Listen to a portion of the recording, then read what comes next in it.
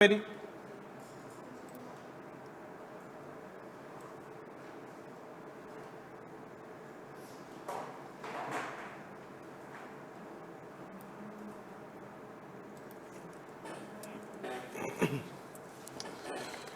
Okay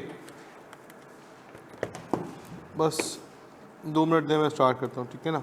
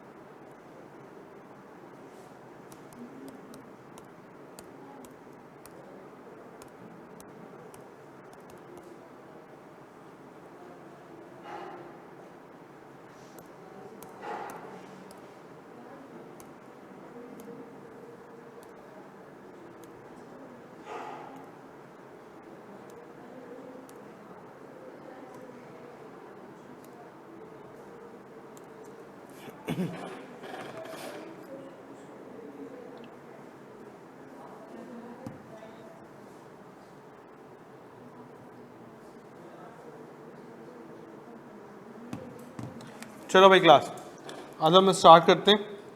आज हमने जो चैप्टर देखना है बेटा, दैट इज चैप्टर नंबर 10।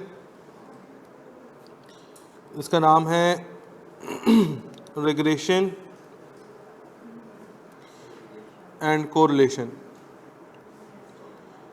वैसे देखा जाए तो ये दो अलग अलग चैप्टर्स हैं, रिग्रेशन एंड कोरिलेशन, लेकिन चूंकि आपस में इंटरकनेक्टेड है तो आईकेप ने इसको जो है वो कंबाइन रखा हुआ है, ठीक है ना। वैसे ये दोनों अलग अलग चैप्टर्स हैं। एग्जाम्स के हवाले से बात करें तो पेपर में कुछ 6 से 8 मार्क्स का एग्ज़ाम्स में लाजमी आएगा। मतलब ये है कि 3 से 4 एमसीक्यूज़ आप इसके ऊपर एक्सपेक्ट कर सकते हैं पेपर में, जिसमें कैलकुलेशन वाले भी होंगे, थ्योरी वाले भी होंगे, ठीक है ना। क्योंकि स्टैट्स पोर्शन का चैप्टर है तो जिसमें कैलकुलेशन भी होगी और उसके अंदर थ्योरी भी होगी, ठीक है। अच्छा, अब सर रिग्रेशन मॉडल सबसे पहले हमें देखना होगा कि रिग्रेशन किस किस चीज़ों को डील करता है और रिग्रेशन के अंदर होता क्या है, ठीक है। तो सबसे पहले हेडिंग लगाएगा अपने पास रिग्रेशन मॉडल। एक छोटी सी डेफिनेशन है, हम वो लिखते हैं, फिर उस बारे में डिस्कशन करते हैं, ठीक है। सो डेफिनेशन में लिखिएगा कि regression model is used when you want to estimate the changes of independent variable on dependent variable. कि रिग्रेशन मॉडल हम कब यूज करते हैं? जब हमें एस्टिमेट लगाना होता है इंडिपेंडेंट वेरिएबल के चेंज का, किसके ऊपर? डिपेंडेंट वेरिएबल के ऊपर, ठीक है ना। लेकिन ये मसला ये है कि डेफिनेशन से मुझे बराबर कुछ समझ में नहीं आ रहा, क्योंकि एस्टिमेट का क्या मतलब है मुझे ये नहीं पता, ठीक है। इंडिपेंडेंट वेरिएबल से क्या मुराद है मुझे ये भी नहीं पता, डिपेंडेंट वेरिएबल से क्या मुराद है मुझे ये भी नहीं पता, ठीक है ना। सो उसके लिए एक बेसिक लेवल एक एग्जांपल देखते हैं। ये एक्चुअल एग्जांपल नहीं है, ये बेसिक लेवल एग्जांपल है। एक्चुअल एग्जांपल इसके बाद कराऊंगा, ठीक है ना। सो बेसिक लेवल एग्जांपल के अंदर फॉर एग्जांपल अगर हम 3 तरह का डेटा लिखते हैं, एयर्स, और एयर्स के बाद हम अपने पास लिखते हैं सेल्स एंड लिखते हैं प्रोडक्शन, ठीक है। सो मुझे एक बात ही बताओ कि लेट से एयर 1 में हमने जो टोटल प्रोडक्ट बनाए, ठीक है, जो यूनिट्स हमने बनाए, प्रोडक्शन इसको बोलते हैं अपने पास, टोटल जो हमने प्रोडक्शन करी हैं इन यूनिट्स, वो लेट से करी हमने 5 लाख यूनिट बनाकर बेचे। कितने लाख यूनिट बनाकर बेचे बेटा? 5 लाख यूनिट बेटा, लास्ट में 5 लाख यूनिट हमने बनाकर बेचे। अच्छा, ये 5 लाख यूनिट बनाकर जो बेचे, तो इसकी सूरत में जो हमारे पास सेल्स हुई है वो 20 मिलियन की हुई है, 22 मिलियन की हुई, यानी कि 20 लाख रुपए की हुई। ठीक है, 5 लाख यूनिट बनाकर बेचे और कितना पैसा जनरेट हुआ वहां से हमारे पास? तो एक यूनिट कितने का पड़ा फिर? 20 लाख को 5 लाख से डिवाइड कर दें, कितना बनता है? 40 रुपए का है, 4 रुपए का ना। ओके, लेट से एयर टू में हमने बनाए 7 लाख यूनिट्स। कितने लाख? 7 लाख यूनिट बनाए। तो मुझे बताओ कि अब कितना सेल्स जमा होगी? 7 लाख को 4 से मल्टीप्लाई करा दो, 7 4 जा 28, दैट इज 2.8 मिलियन। ऐसा ही है। फिर एयर 3 पे अगर हम बात करते हैं कि एयर 3 पे लेट से 10 लाख यूनिट बनाए, एयर 3 पे हमने 10 लाख यूनिट बनाए। तो गुलाम मसूद 2 बच्चों की अटेंडेंस ले लीजिए, लास्ट में बच्चे बैठे हैं 2 की। जी बेटा, कितने यूनिट बनाए हमने? 10 लाख यूनिट बनाए। अब 10 लाख यूनिट बनाया तो अगेन आप मुझे बताओ कि एक यूनिट तो 4 रुपए का बन रहा था, तो टोटल अब कितने की सेल्स मेरे पास होगी? बोलो, 4 मिलियन की। ऐसा अब तक क्या हो रहा है कि प्रोडक्शन कर रहे हैं और उस प्रोडक्शन के बेसिस के ऊपर हमारे पास क्या जमा हो रही है? सेल्स जमा हो रही है। अज्यूमिंग के सारा का सारा हम अपना जो प्रोडक्शन के यूनिट्स है सब कुछ सेल कर देते हैं, ठीक है ना। लेकिन अब हुआ ये एयर 4 में कि वो प्लांट जो ओल्ड प्लांट था, उस ओल्ड प्लांट को हमने कर दिया डिस्पोज। डिस्पोज का मतलब क्या है? निकाल कर फेंक दिया। क्या किया? निकाल कर फेंक दिया। और उस प्लांट की जगह हमने न्यू एफिशिएंट प्लांट लगाया। क्या लगाया है? नया एफिशिएंट प्लांट लगाया। इधर से नहीं, इन बच्चों की भी सिर्फ लास्ट 2 बच्चों की ले लो अटेंडेंस, बस सिर्फ उन 2 बच्चों की अटेंडेंस ले लो। ठीक है, तो हमने क्या किया कि पुराना प्लांट जिससे अब तक प्रोडक्शन हो रही थी, जो वर्कर्स यूज कर रहे थे, उसको निकाल कर फेंक दिया और हमने क्या लगाया? नया प्लांट लगाया। अब या तो नया प्लांट बड़ा एफिशिएंटली काम करेगा, ज्यादा प्रोडक्शन करेगा, ठीक है, तो ज्यादा सेल होगी, और कम प्रोडक्शन करेगा तो कम सेल होगी। मेरा मैनेजर मुझे बुला के बोलता है, बड़ा रिग्रेशन मॉडल पढ़ा है? मैंने बोला हाँ पढ़ा है। कह रहा बताओ कि अब एयर 4 की सेल्स कितनी होगी? नया प्लांट हमने लगाया है और नया प्लांट लगाने के बाद बताओ एयर 4 की सेल्स क्या होगी, कितनी होगी? मतलब एयर 4 की सेल्स का क्या लगाना है? मैंने एस्टिमेट लगाना है। तो मैं उसको क्या बोलूंगा कि सर सेल्स का होना या ना होना किसके ऊपर डिपेंड करता है भाई? कि उस रेलेवेंट पीरियड के अंदर प्रोडक्शन बोलो कितनी होगी। इसका मतलब सेल्स का होना ना होना किसके ऊपर डिपेंड करता है? कि उस रेलेवेंट ईयर में प्रोडक्शन कितनी होगी। अगर प्रोडक्शन ज्यादा होगी तो सेल्स भी ज्यादा होगी, और प्रोडक्शन कम होगी तो सेल्स भी कम होगी। तो इसका मतलब सेल्स जो है वो डिपेंड करती है ऑन प्रोडक्शन। तो सेल्स यहां पे कौन सा वेरिएबल हो जाएगा बेटा?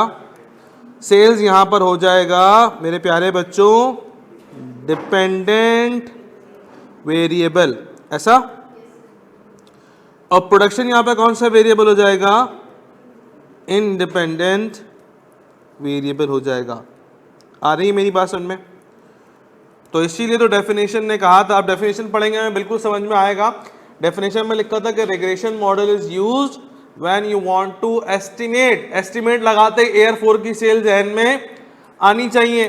वे want to estimate the changes. Changes क्या आई कि पुराना प्लांट निकाल के फेंक दिया, नया प्लांट लगाया, प्रोडक्शन लेवल ऑफ आउटपुट के अंदर चेंज आएगा। ऑफ इंडिपेंडेंट वेरिएबल, देखो इंडिपेंडेंट वेरिएबल के अंदर ही चेंज आ रहा था ना कि अब यहाँ पे प्रोडक्शन के यूनिट्स कुछ भी हो सकते हैं। ऑन डिपेंडेंट वेरिएबल मतलब डिपेंडेंट वेरिएबल सेल्स के ऊपर हमने एस्टीमेट लगाना था। तो इस तरह के सिचुएशन के ऊपर हम अपने पास रिग्रेशन मॉडल यूज कर सकते हैं। आ रही है मेरी बात समझ में? तो ये एक बेसिक लेवल एग्जांपल थी, इसको अपना फटाफट से अपने पास कॉपी करो। फिर एक मॉडरेट लेवल एग्जांपल देखते हैं अपने पास, शाबाश जल्दी से।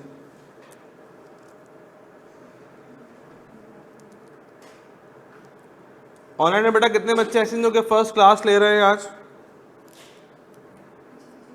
देखिए आज फर्स्ट क्लास है, कितने बच्चे ऐसे हैं? मलिक मोहसिन, मलिक मोहसिन एक काम करें प्यारे बच्चे, आप मुझे इस नंबर पर टेक्स्ट कर दो विद योर नेम। नहीं, आप तो रजिस्टर्ड हो ना मलिक मोहसिन, आप तो रजिस्टर्ड हो ना, बस तो फिर तो मसला नहीं है।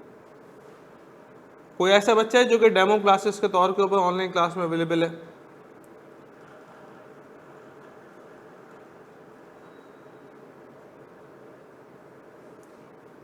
चलो ओके बेटा, आप दोनों ने अपनी वो दे दी अटेंडेंस उसमें?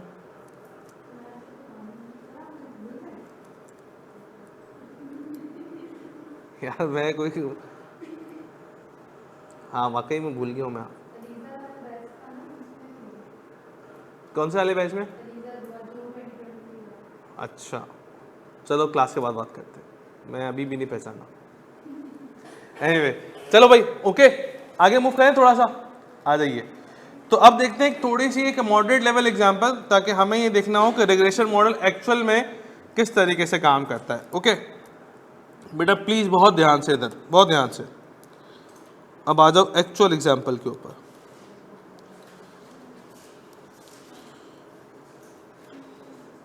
बड़ा फोकस है सबका, सब मेरे साथ हैं प्लीज, इधर देखिए, सारे काम छोड़ दें, कॉपी मत करिएगा कोई भी, ठीक है।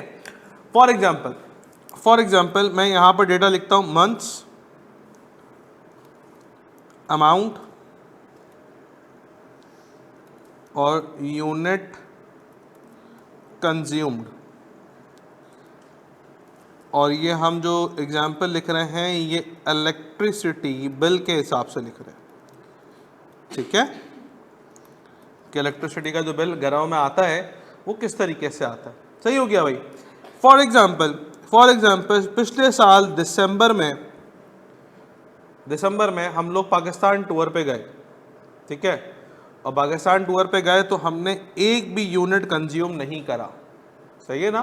पूरा महीना हम लोग पाकिस्तान टूर पे रहे, घर में एक भी लाइट, एक भी पंखा, कुछ भी नहीं चल रहा था, सब कुछ बंद था, ठीक है। कितने यूनिट्स कंज्यूम हुए? 0। लेकिन जब हम जनवरी में वापस आए पाकिस्तान टूर से तो हमारे पास 5000 रुपीज़ का बिल आया हुआ था। अब मैंने जब बिल की रीडिंग से, आप लोग बिल कभी देखा हो, इत्तेफाक को कभी देखा है बिल? नहीं सर, हमारा वास्ता ही नहीं उस बिल से देखने से, हम क्यों देखेंगे, अब्बा काम है, अब्बा जाने हैं, दूर दूर तक वास्ता नहीं। तो अगर बिल आप उठाएंगे तो उस पर यूनिट कंज्यूम भी लिखे हुए आ रहे होते हैं, और पीछे वाली साइड के ऊपर उसकी टोटल बाइफर्केशन भी आती, कैलकुलेशन के उन्होंने किस तरीके से कैलकुलेट करी है, ठीक है। तो यूनिट कंज्यूम वाकई 0 थे। फिर मैंने पीछे उसके पेज के ऊपर देखा, जो उसमें लिस्ट उन्होंने दी हुई थी कि किस किस चीज़ों के उन्होंने 5000 रुपये लगाए हैं। तो उन्होंने let's say for example meter rent and line rent के उन्होंने 5000 रुपीज़ लगाए हैं। तो मुझे एक बात ये समझ में आई कि आप इलेक्ट्रिसिटी यूज़ करो या नहीं करो, आपने 5000 रुपये ये फिक्स्ड हैं जो कि आपने देने ही देने, क्योंकि देखो यूनिट्स कंज्यूम 0 थे ना मेरा, लेकिन तब भी जो मीटर लगा हुआ था उसके पैसे भी आए, ठीक है। जो लाइन हमारे घर में कनेक्शन आ रहा था उसके पैसे भी उन्होंने शामिल करे 5000 रुपये। ओके, फॉर एग्जाम्पल जनवरी के अंदर हमने इलेक्ट्रिसिटी यूज़ करी, और इलेक्ट्रिसिटी के यूज़ करते करते हमने 200 यूनिट्स कंज्यूम करे। कितने यूनिट्स कंज्यूम करे? 200 यूनिट्स कंज्यूम करे। अच्छा, पर यूनिट की जो चार्जेस हैं वो लेट से 70 रुपीज़ है। कितने रुपीज़ हैं? क्या आप मुझे बता सकते हो कि मेरा बिल कितना आएगा जनवरी के अंदर? हैं? कैसे आया 14,000? हैं भाई देखो ना, 70 रुपए को पहले तो 200 से मल्टी, आपके पास कैलकुलेटर कहाँ है? नहीं सर कैलकुलेटर नहीं, कैलकुलेटर रखो ना बेटा हाथ में, शाबाश, ताकि भाई देखो तो 70 रुपए को 200 से मल्टीप्लाई करो, कितना होते हैं? 14,000। तो 14,000 तो यूनिट इस्तेमाल करे, और वो जो 5000 रुपये मीटर का रेंट था 19,000 रुपये हो गया ना बिल बेटा। तो इसका मतलब आपका जो 19,000 रुपीज़ का बिल आएगा वो कैसे आएगा? सर एक तो हमने उसमें 5000 ऐड करे और 70 रुपये को मल्टीप्लाई कराया किससे? 200 से। आ रही है मेरी बात समझ में या नहीं आ रही है भाई? ऐसे ही बिल आया नहीं आया फंसी? आप होश में हैं यहीं भी क्लास में या कहीं और हैं? हाँ तो शाबाश, इधर देखो ना, जवाब दो। फरवरी, अब फरवरी के अंदर हमने जो यूनिट्स कंज्यूम करे हैं वो 300 करें, बताओ मेरा बिल कितना आएगा?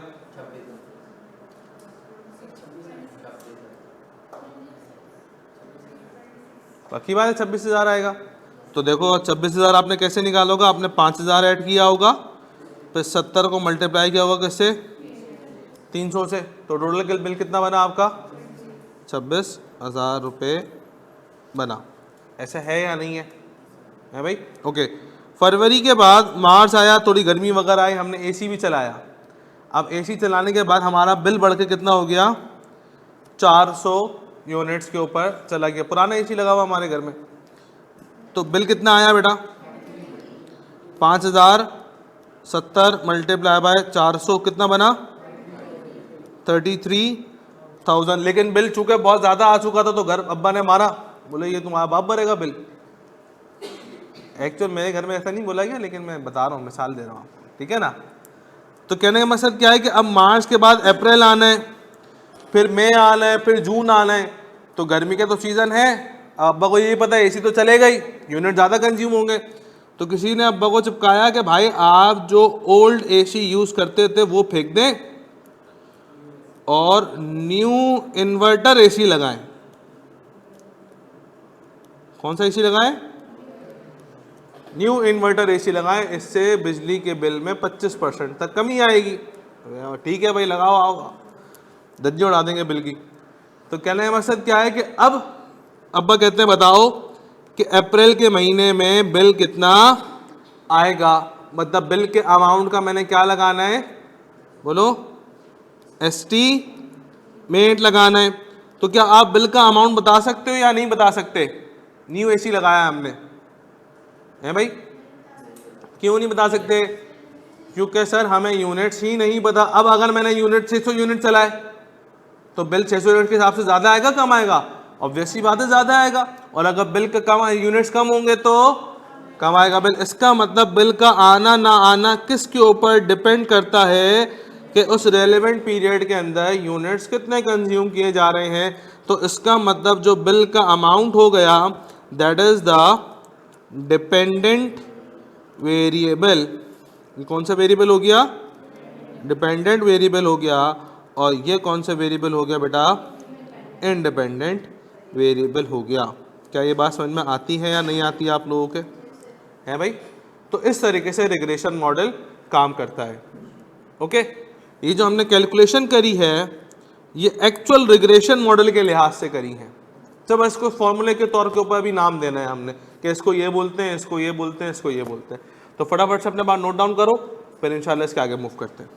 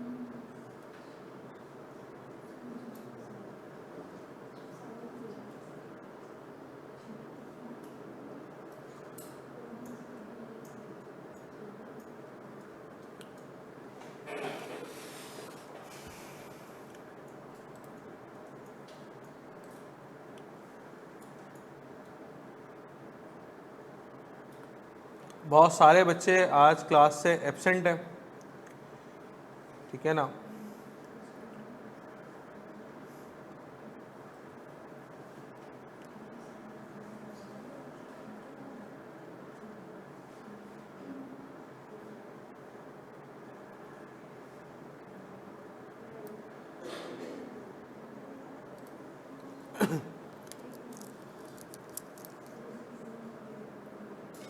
डन बेटा, आगे मूव करें।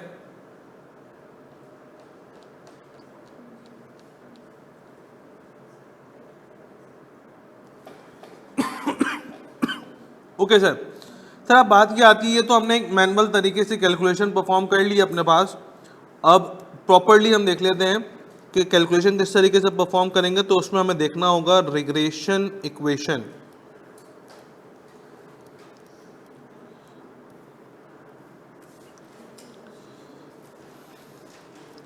और याद रखिएगा प्यारे बच्चों का, रिग्रेशन इक्वेशन दो तरीके की होती है। एक होती है y ऑन x और सेकंड होती है x ऑन y। ये दो रिग्रेशन इक्वेशंस होती हैं। y ऑन x का मतलब होता है कि इक्वेशन होती है y is equals to a plus B x, ये y ऑन x इक्वेशन है। और x ऑन y की जो इक्वेशन होती है वो होती है x is equals to c plus d y. यहाँ y कौन सा वेरिएबल है, या y है डिपेंडेंट वेरिएबल।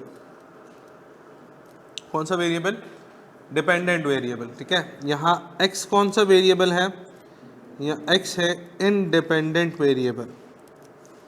अभी डिस्कस किया था ना ऊपर इंडिपेंडेंट और डिपेंडेंट वेरिएबल दोनों एग्जांपल्स में। सो y से हम रिप्रेजेंट करेंगे डिपेंडेंट वेरिएबल को और x से रिप्रेजेंट करेंगे हम लोग इंडिपेंडेंट वेरिएबल को, ठीक है। ये a मेरे पास क्या है, ये a को हम लोग बोलते हैं रिग्रेशन कांस्टेंट। क्या बोलते हैं, रिग्रेशन कांस्टेंट। और कांस्टेंट का मतलब ऐसा फिगर जो कि लेवल ऑफ आउटपुट 0 होने पर भी फिक्स रहे, चेंज ना हो, ठीक है ना। सर ये b क्या है, b का मतलब होता है रिग्रेशन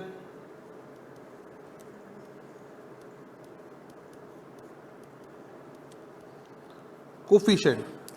और रिग्रेशन कोफिशिएंट का मतलब क्या होता है, पर यूनिट चेंज। हर एक्स्ट्रा यूनिट कंज्यूम करने की वजह से जो चेंज आता है उसको हम लोग रिग्रेशन कांस्टेंट बोलते हैं। ऊपर वाली एग्जांपल देख के बताओ कि रिग्रेशन कांस्टेंट क्या है। ऊपर वाली एग्जांपल में regression constant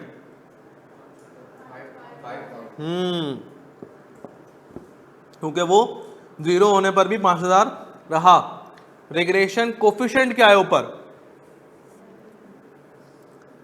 regression coefficient 70 rupees है। क्यों, एक यूनिट यूज करूंगा 70 रुपए देने, 2 यूनिट यूज करूंगा 140 रुपए देने। तो हर यूनिट के ऊपर कितने कितने का एडिशन होता रहेगा, बिल के अंदर 70 रुपीज का एडिशन होता रहेगा। तो हर यूनिट कंज्यूम करने पे जो पैसा काउंट हो रहा है that is your regression constant, जो कि 70 रुपए, ठीक है ना। अच्छा, इंडिपेंडेंट वेरिएबल x क्या है वहां पर, सर वही 200, 300 और 400 जो यूनिट्स कंज्यूम थे, that is the values of x। ऐसा ही है। तो ये हमारे पास रिग्रेशन इक्वेशन होती है y ऑन x, जिसमें होता है y is equals to a plus B x. Sir अगर सवाल में a b की वैल्यू दी हुई हो तो कोई मसले वाली बात नहीं है, हम आराम से कैलकुलेशन कर सकते हैं। लेकिन अगर a और b की वैल्यू ना हो तो फिर किस तरीके से करेंगे, तो फिर हमें b की वैल्यू भी कैलकुलेट करनी पड़ेगी और a की वैल्यू भी कैलकुलेट करनी पड़ेगी। अच्छा, b को हम b y x से रिप्रेजेंट कर सकते हैं, ठीक है। बी वाई एक्स का मतलब क्या है, regression coefficient y on x, y पहले x बाद में, regression coefficient y on x, ठीक है ना। जिसका फॉर्मूला होता है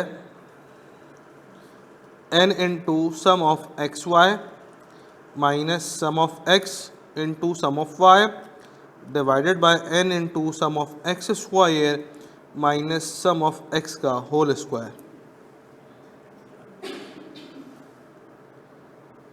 ठीक है। और सर जो a होता है रिग्रेशन कांस्टेंट होता है, उसका फॉर्मूला क्या होता है, उसका फॉर्मूला होता है sum of y over n minus B multiply by sum of X over N. So वरना हम इस तरीके से ए और बी की वैल्यू आपस में निकाल सकते हैं बाय फॉर्मूला।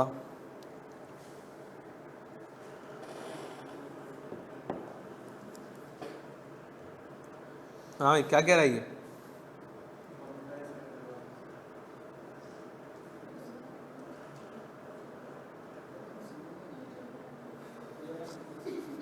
क्या फॉर्मूला लिखा है मैंने बस, अभी फॉर्मूला किस तरीके से करेंगे अभी समझाऊंगा। आप नोट डाउन कर रहे हैं? अच्छा घर जाके करोगे, अभी समझोगे? अच्छा ठीक है सर। ई क्या है बेटा? ई का मतलब होता है सम। ये सबमिशन का इस तरह का सिंबल है, ये इसको सबमिशन का बोलते हैं, सम का बोलते हैं। सम सम मतलब प्लस। अभी कैलकुलेशन परफॉर्म करते हैं इसकी तो पता चल जाएगा किस तरीके से होगा। ठीक है चलो भाई आओ, ज़रा फॉर्मूला वगैरह लिख लिया आप लोगों ने? ठीक है डन। चलो अब आओ कैलकुलेशन के ऊपर मूव करते हैं। 1 मिनट दें बस, मैं फाइल डाउनलोड कर लूँ।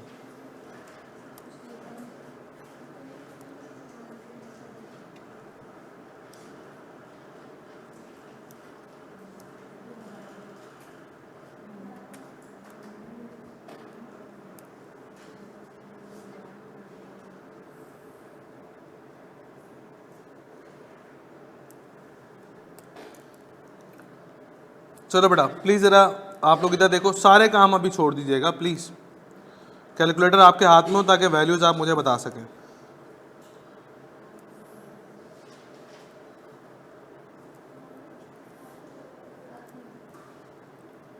देखिए सवाल हमारे सामने लिखा हुआ है कि obtain the line of regulation. Line of regulation का मतलब क्या है? हमें इक्वेशन बनानी है y is equals to a plus B x, क्योंकि आगे उसने मेंशन किया हुआ y ऑन x। ठीक है, क्या x का डेटा मेरे पास है और y का डेटा ही मेरे पास मौजूद है। ठीक है ना? अच्छा तो हमने सबसे पहला काम जो इसके अंदर करना है वो ये करना है कि x और y की वैल्यूज़ को लिस्ट डाउन कर देना है।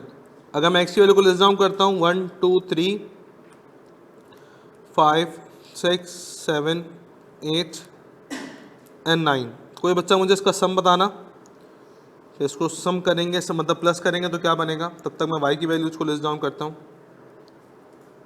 45।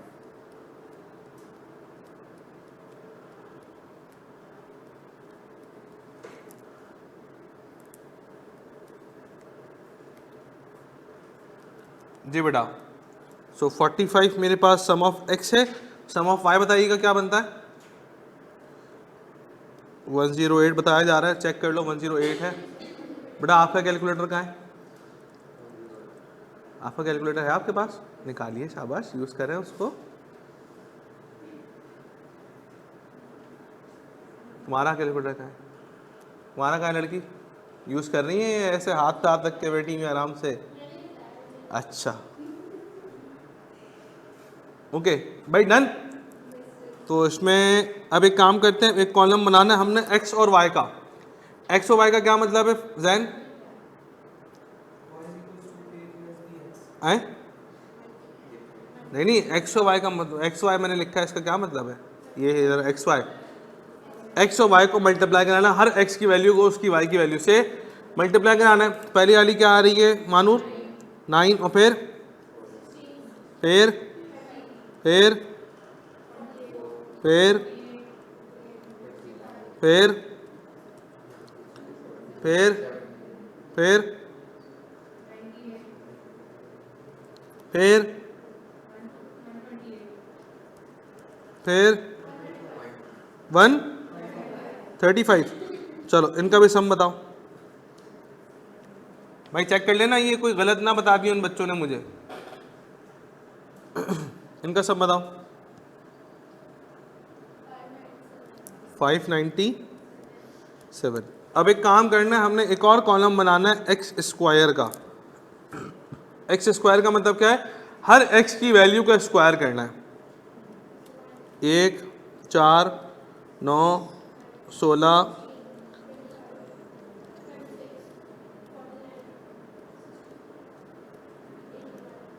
ओके। अब इसका भी सम कर लीजिए बेटा और बताएं क्या बनता है। ये समझ में आ रहा है? प्लस करना है सीधा सीधा। अब कैलकुलेटर तुम्हारे पास है नहीं, अगर नेक्स्ट क्लास में नहीं हुआ ना, फिर मैं क्लास में नहीं बिठाऊंगा तुम्हें, लेके आना कैलकुलेटर, ठीक है जी। 285।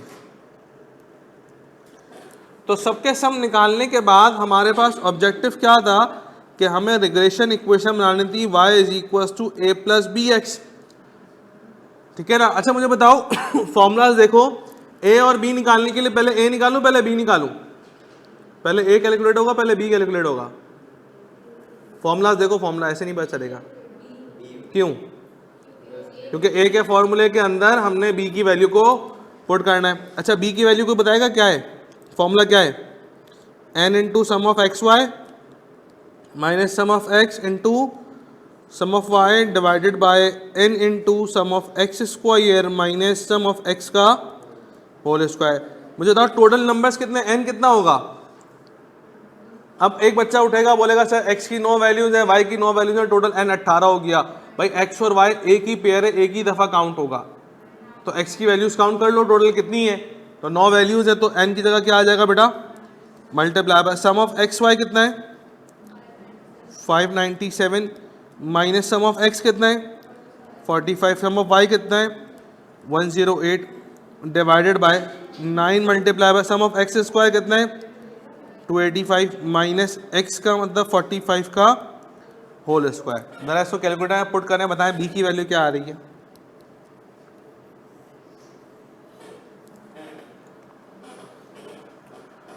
बताएं b की वैल्यू क्या है।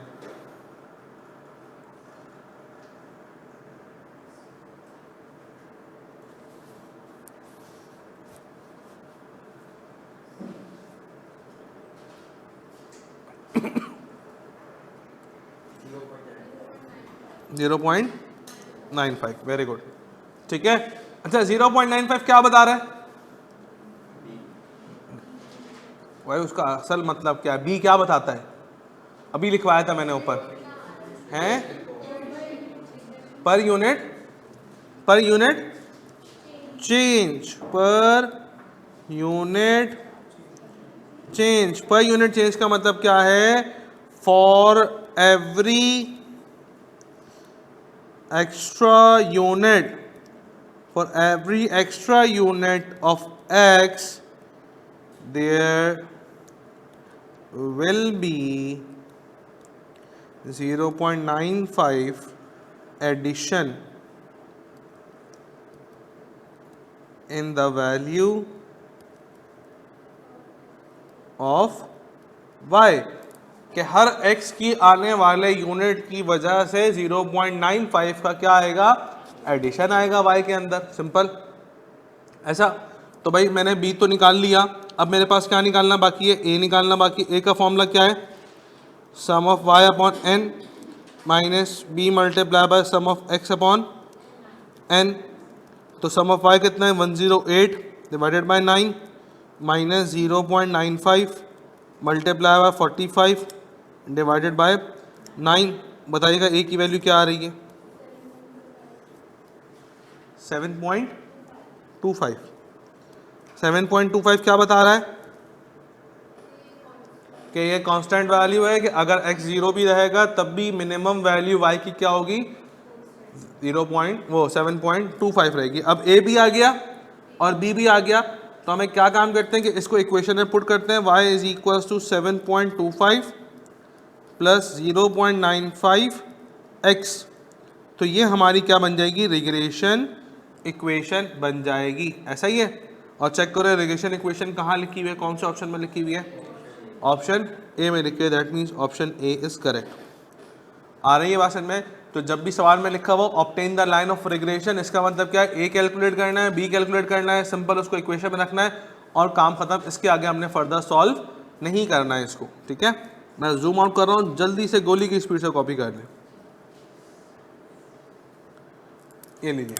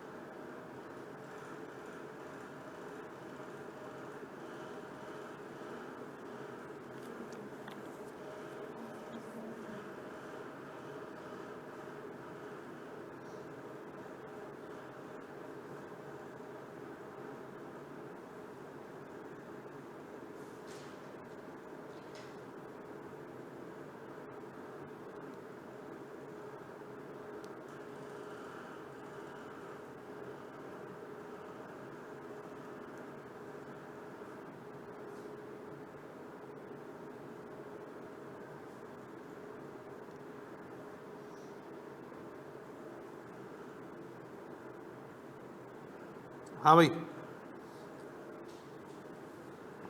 हो गया? नहीं? ऑनलाइन स्टूडेंट्स डन बेटा, सब साथ हैं? चलो रुकता हूँ। ओके सर, जल्दी से कर लो। असाइनमेंट लेके आए हैं आप लोग चेक कराने के लिए हैं? ओके, तुम्हारी दोस्त क्यों नहीं आए आज? कुछ नहीं, ये तुम लोग की दोस्ती कैसी है? ऐसे दोस्ती, अच्छा नहीं, वो आज ऑनलाइन भी नहीं है। ऑनलाइन है या नहीं है? नहीं, आयशा इमरान है ऑनलाइन। अदन बेटा ऑनलाइन क्लासेस क्यों ले रहे हैं? और अहाद आप भी, दुआ आप किस खुशी में ऑनलाइन ले रहे हो? और अली आप लोग बेटा हैं ऑनलाइन किस खुशी में क्लासेस दी जा रही हैं?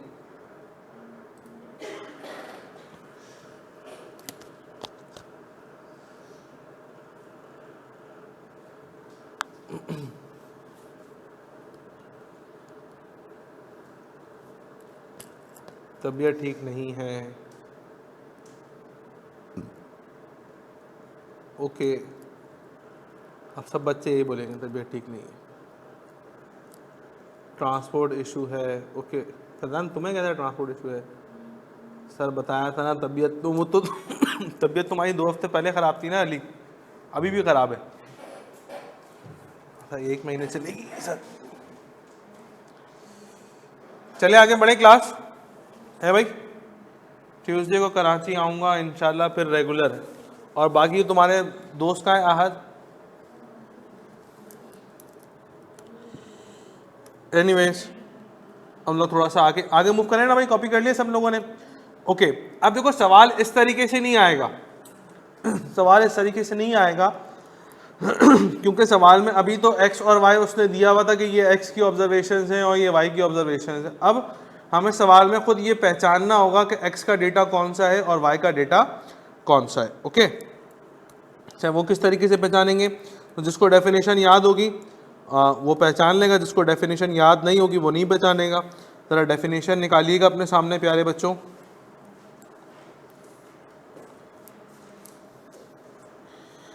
और डेफिनेशन निकालते के साथ ही हम ज़रा सवाल रीड करते हैं ताकि हमें पता चले कि x का डेटा कौन सा है और y का कौन सा है। देखो लिखा हुआ, a researcher wants to find out if there is a relationship between the height of the sons and height of their father.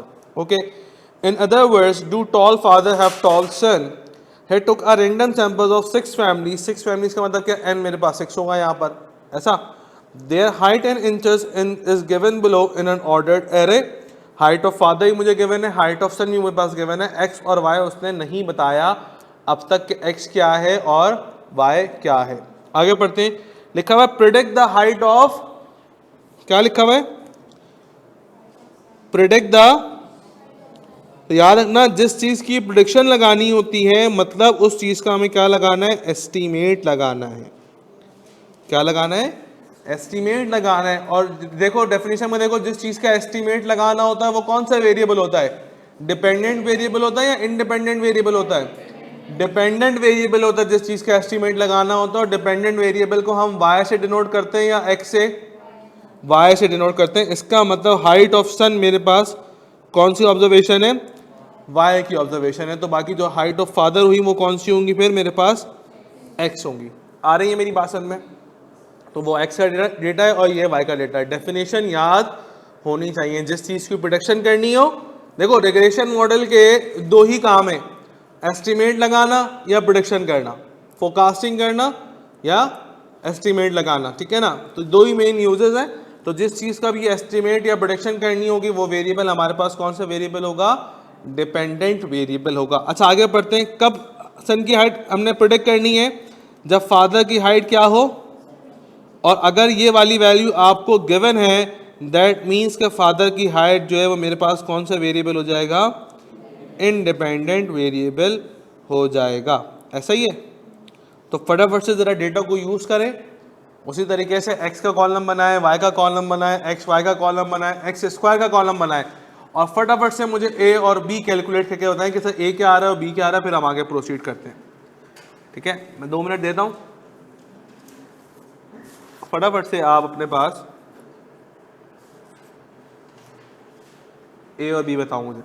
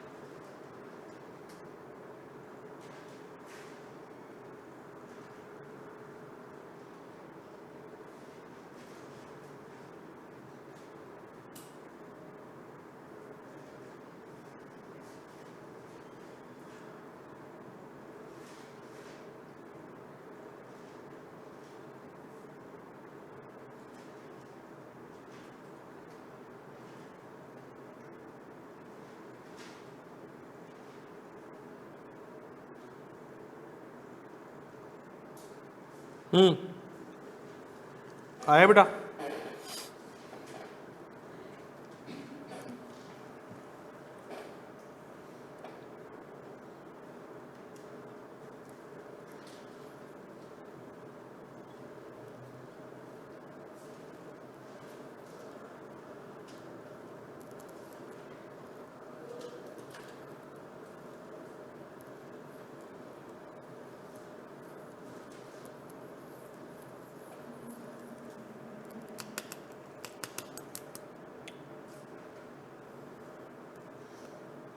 नहीं है? क्यों? कैलकुलेटर नहीं है ना तुम्हारे पास? 400 क्या आ रहा है? चलो सम ऑफ एक्स बताएं, निकाला sum of X? Sum of X बताइए।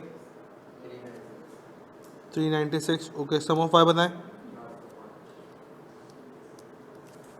405। X Y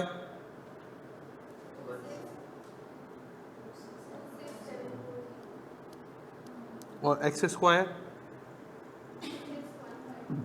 26152। ओके, तो अब अगर हमें ए निकालना हुआ या बी पहले निकाल लेते हैं। बी का फॉर्मूला है n into sum of x y minus sum of x into sum of y n into sum of x square minus sum of x का होल स्क्वायर। तो ये जाएगा 6 multiply by 26740 minus 396 multiply by 405 divided by 6 multiply by 26152 minus 396 का whole square. तो बेटा B की value क्या आ रही है? 0.625।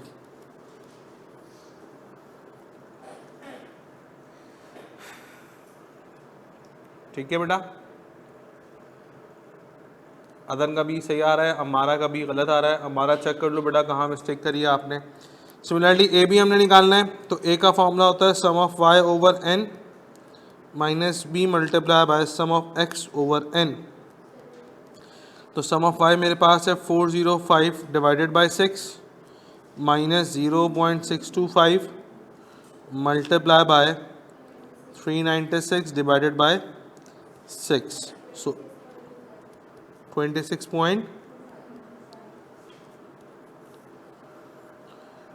तो ए भी आ गया और बी भी हमारे पास आ चुका है। इक्वेशन में हम पुट कर देते हैं डेटा कि y इज इक्वल्स टू ए की वैल्यू आ गई 26.25, बी की वैल्यू आ गई 0.625 और देखो हमें एंड में x की वैल्यू उसने दी हुई है कौन सी? 70 इंचेस। तो मैं यहाँ 70 रख देता हूँ। ठीक है, कैलकुलेट करें y की वैल्यू क्या आ रही है। y मतलब हाइट ऑफ सन क्या आ रही है? Also 70 inches. ऐसा, तो इसका मतलब ये हुआ कि ऑप्शन बी इज करेक्ट। ऐसा,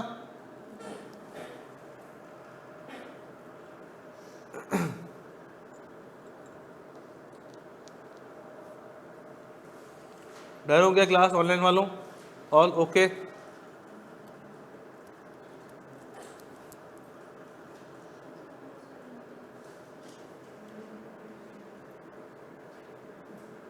बिल्कुल बेसिक कैलकुलेशन है और सिंपल कैलकुलेशन है, कोई टेढ़ा मेढ़ा काम नहीं है। इससे 1000 गुना टेक्निकल काम हम फाइनेंशियल मैथमेटिक्स में करके आ रहे हैं।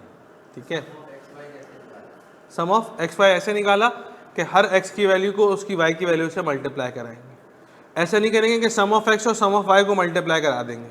ठीक है, याद रखिएगा बच्चों, इधर प्लीज़ याद रखिएगा कि sum of x Y is not equals to sum of X multiply by sum of Y.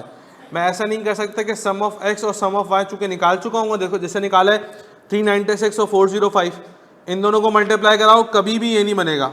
Check करो, इन दोनों को मल्टीप्लाई कराओ 396 मल्टीप्लाई बाय 405, कभी भी सम ऑफ एक्स वाई नहीं बनेगा।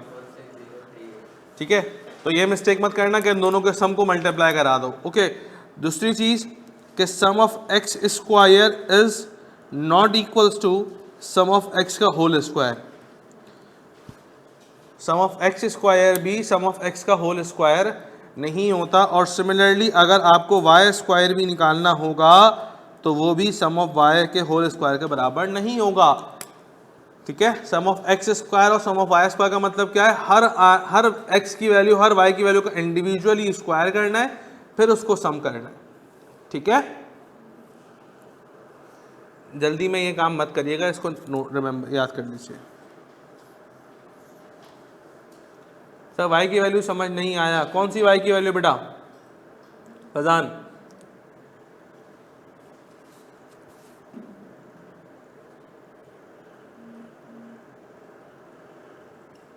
कौन सी वाई की वैल्यू, जल्दी से बताओ। है ये तो तुम इक्वेशन बता रहे हो, y is equal to a plus B x. Question number note करो सिर्फ। 70 कैसे आई? देखो सवाल में उसने लिखा हुआ था, जो मैंने सर्कल करा है, कि predict the height of the son if the father's height is 70 inches. मतलब सन की हाइट हमें तब कैलकुलेट करनी है जब फादर की हाइट 70 इंचेस हो। तो हमारे पास जो x होता है, ये वाला जो x है, वो उसकी जगह हमने 70 रखेंगे, तभी y की वैल्यू आएगी। सही है,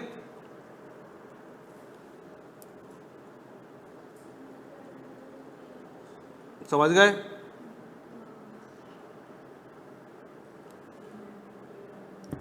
चलो आओ अब नेक्स्ट सवाल देखते हैं। कॉपी तो नहीं करना ना किसी ने?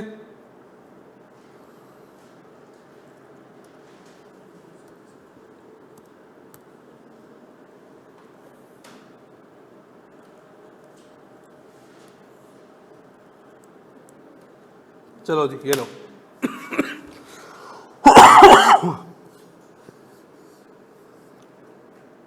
मुझे बताओ यहाँ x क्या है, y क्या है? पढ़ो सवाल पढ़ो।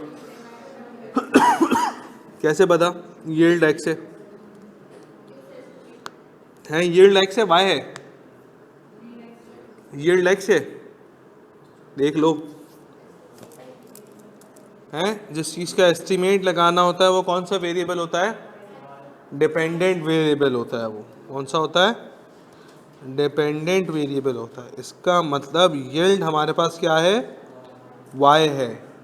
और चूंकि फर्टिलाइज़र की वैल्यू गिवन है कि हमने 3 यूनिट्स के ऊपर यील्ड निकालना है, तो जिस चीज़ की वैल्यू गिवन होती है वो कौन सा वेरिएबल होता है? इंडिपेंडेंट वेरिएबल होता है। और इंडिपेंडेंट वेरिएबल को हम लेटर x से डिनोट करते हैं। ओके, तो ज़रा फटाफट से डेटा को यूज़ करें और पूरा मुझे फाइनल आंसर बताएं कि इसका फाइनल आंसर यील्ड क्या आ रहा है। ए निकालो, बी निकालो, इक्वेशन में रखो फटाफट से।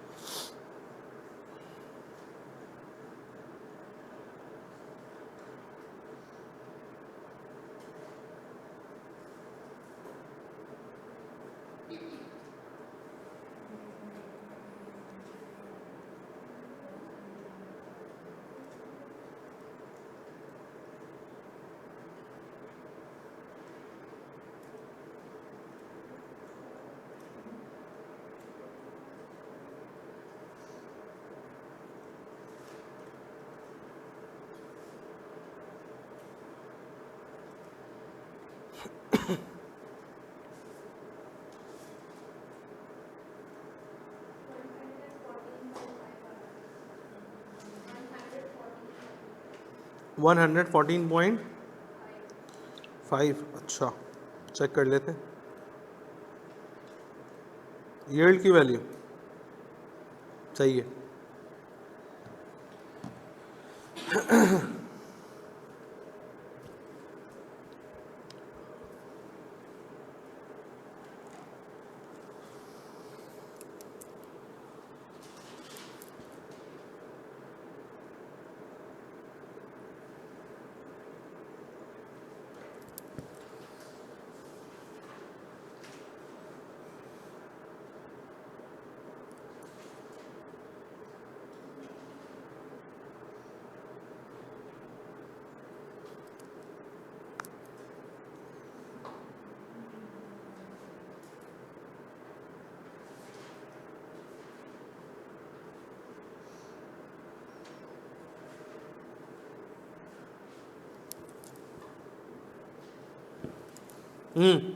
डन बेटा, किया आप लोगों ने?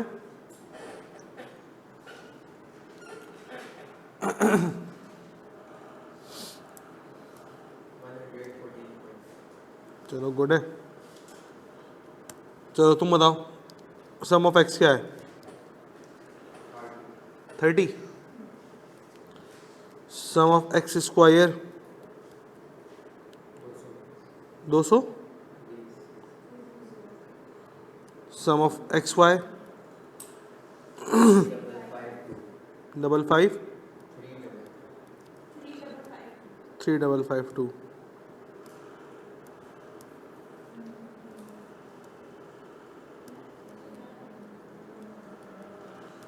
And sum of Y 698। Okay, और एन तो मेरे पास है ही, क्या है? 6 है। ओके, तो अगर मुझे बी निकालना है, अब मैं फॉर्मूला नहीं लिख रहा भाई, डायरेक्ट लगा रहा हूँ। N multiply by sum of x y minus sum of x into sum of y divided by n into sum of x square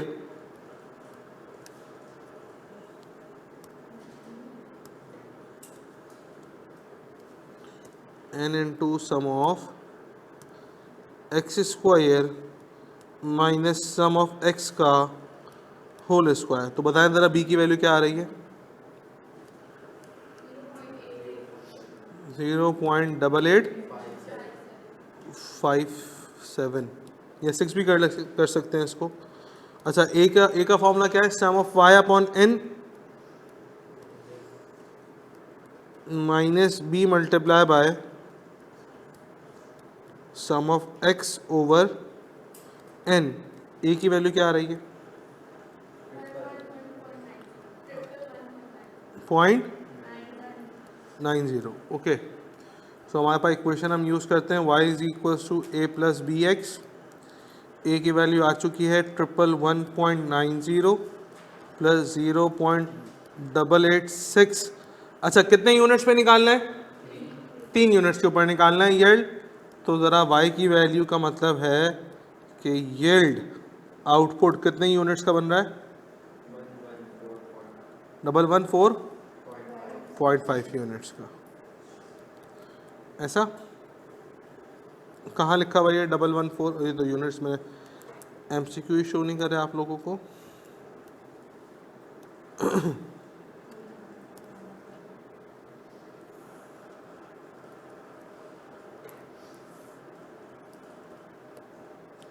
जी भाई, कहाँ लिखा हुआ है?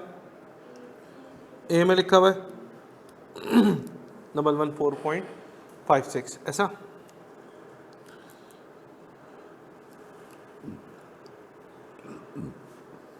डन, समझ में आ रहा है?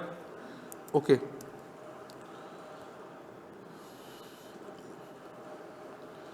अब इसके ऊपर 2 सवाल बचते हैं जो कि आप लोगों ने सॉल्व करने हैं। इसके पिक्चर ले लो, ये एज अ होमवर्क आप लोगों ने सॉल्व करने हैं।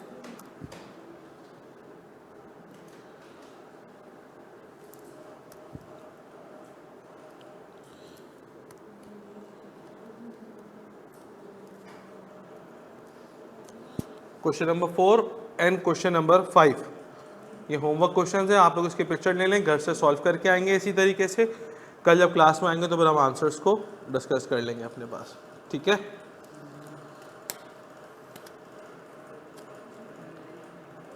सर मैंने जो आपको क्वेश्चन सेंड किया है कल, काइंडली उसका रिप्लाई कर दें। आयशा दोबारा से रिमाइंड करा दो बेटा, मिस हो गए होंगे, ठीक है। व्हाट्सएप पे मुझे रिमाइंडर मैसेज डाल दो।